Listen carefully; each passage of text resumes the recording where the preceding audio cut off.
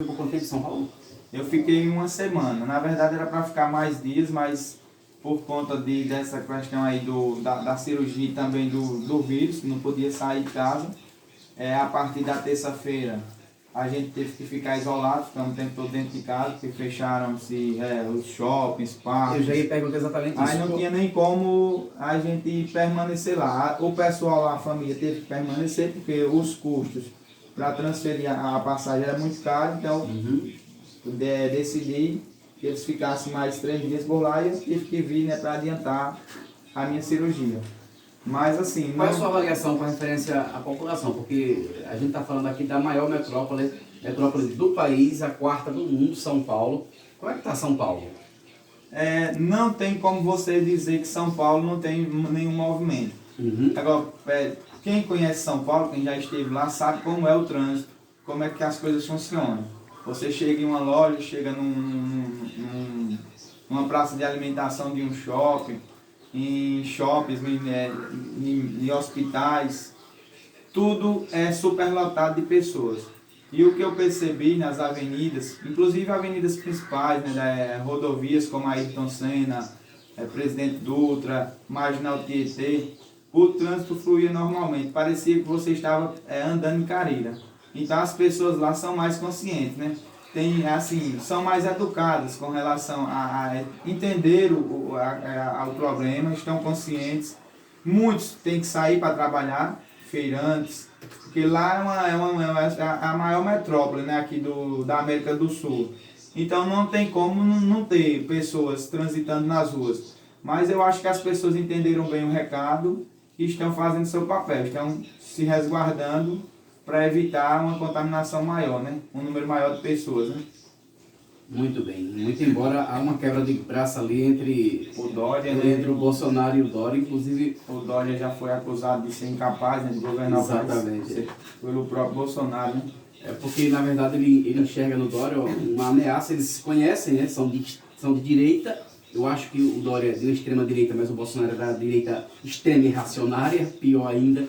E aí agora eles estão se estranhando, o Bolsonaro sabe que o Dória é, querendo ou não, um político potente, né? Até pela... Está na maior economia do país, exatamente, né? O estado mais desenvolvido do Brasil, né? Isso me surpreende o Dória, porque o Dória, eu sempre vi o Dória como um playboyzinho, né? Na verdade ele desponta para a política e causa aí uma ameaça ao Bolsonaro e ele estão se estranhando não, mas de certa forma o Dória tem feito a parte dele de estadista, né? Querendo ou não, na minha opinião, lógico, eu estou de longe, eu posso falar de Carinda aqui, que eu estou mais próximo e nem de tudo eu posso falar.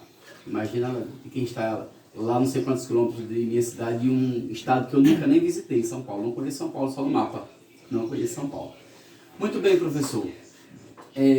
No tocante à economia, eu disse que lá há poucos instantes atrás que a gente ia fazer um comparativo aí com outros governantes, mas eu não lembro, lógico que você da área de história, se tiver, deve ter lembrado, já houve no Brasil, na história do Brasil, casos semelhantes.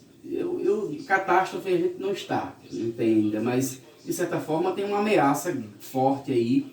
Já teve na história do Brasil situações semelhantes de outras bactérias, vírus ou outro problema qualquer relacionado a isso? Então, Givaldo, não só no Brasil como mundialmente, né?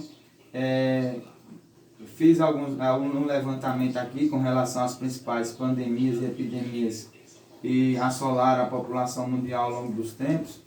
E aqui no Brasil, no início do século XX, né, no Rio de Janeiro, o governo baixou até um decreto, né, para a vacinação obrigatória, a varíola e a febre amarela, que era uma doença que chegava a matar aproximadamente 4.000 pessoas por ano no Rio de Janeiro, que era a capital federal na época, né, no início do século XX.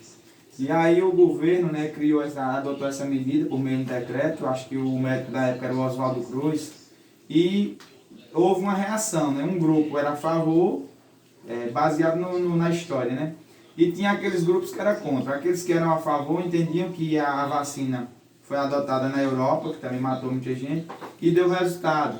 E outros diziam que os agentes de saúde usavam de violência junto com a polícia para vacinar as pessoas.